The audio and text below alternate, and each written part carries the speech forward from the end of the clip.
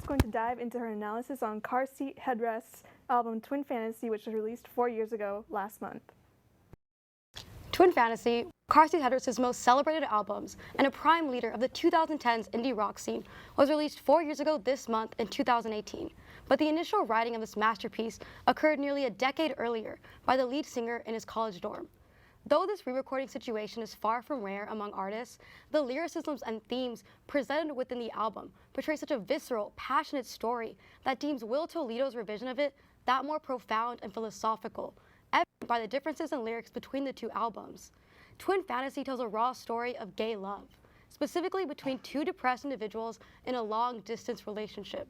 The opening track, My Boy, Twin Fantasy, introduces us to the adverse physical distance between the two, repeatedly emphasizing, my boy, we don't see each other much, to later, but somewhere down the line, we won't be alone. Expressing shared loneliness and foreshadowing a song further in the album that accounts their troubling dependency on each other. A 1-minute acoustic song follows the second track, before approaching my favorite song from the album, what I believe to be the most agonizing, Sober to Death. Embodying their relationship so perfectly, Toledo offered not a single modification from the original, an artistic choice I praise, as each line affirms the feeling of being queer, depressed, and so madly in love. The chorus begins with, take your hands off your neck and hold on to the ghost of my body, possibly insinuating an attempt to prevent his lover from self-harming, while emphasizing his own mental torment by offering whatever is left of his ravaged self. Although the distance inhibits them, they remain each other's sole source of warmth, love, and admittedly, life purpose. The chorus meets its finale with we were wrecks before we crashed into each other. To describe their romantic unification as a crash just so evidently represents their painfully flawed love affair. Serving as a reference to the first track, the song's ending sums up the thesis of the entire album, stating, don't worry, you and me won't be alone no more.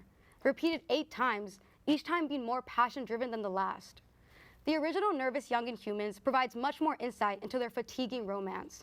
The most significant lyric from the 2011 version that is actually redacted from the newer one writes, I like you as a character.